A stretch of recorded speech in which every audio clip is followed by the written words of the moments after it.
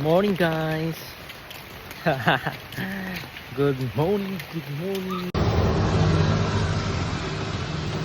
Hello guys, rainy morning ride. Woo! With my guwapa nga pasahero. Hindi kami madto. Hulaan nyo. For today's video, magluluto tayo ng ating puchero. Let's go! I-blanch natin tong ating string beans or sitaw kasama pang hanggang sa lumambot. At kapag ganyan na yan, pwede natin hanguin at hugasan. Ayan, na-slice na natin yung ating mga gulay at yung ating karne. Next natin gagawin is mag-prito. Una natin i-prito itong ating mga karne. Basta mag-golden brown. Baligan niya pagka golden brown yung nahanap natin. Okay na to. So next natin yung ipiprito is yung ating patatas, carrots at yung ating saging taba. So masamahin na lang natin. Habang piniprito natin yung ating mga gulay, ibubuhol muna natin itong ating sitaw. So ganyan na yan. Ibubuhol lang natin ito lahat. Wala nang chop.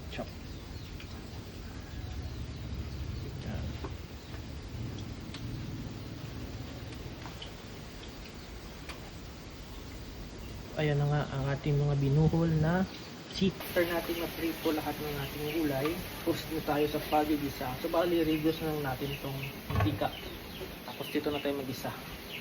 Bawang, yan, sibuyas, kamatis. Durugin lang natin to. Maglagay na rin tayo ng asin para mas ma-infuse yung flavor ng mga pangisa. Sunod natin yung ating baboy. Isang kutsa lang natin. Malinis na water from Sulong River. Pakuluan hanggang sa lumambot. Pan at iwan ng at pag kumulo na ang dugo niya. Next nating lalagay mga gulay sama-sama na. Isang kulo pa. Sunod natin yung ating, diba? Kulot-kulot yan. Basta kulot, salot. Tawag dito, dahon. At syempre, yung ating pangpabango.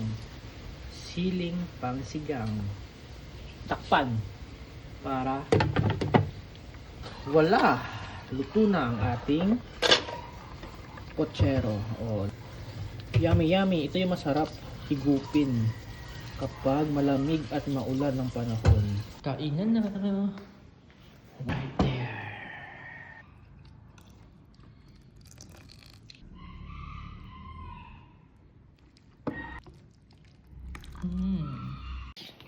Puchero, masarap ng puchero. Gulay.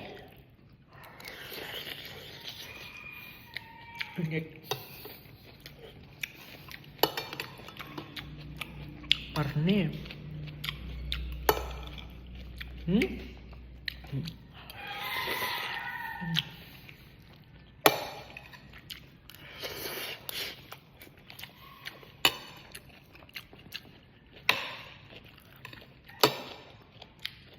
Namit.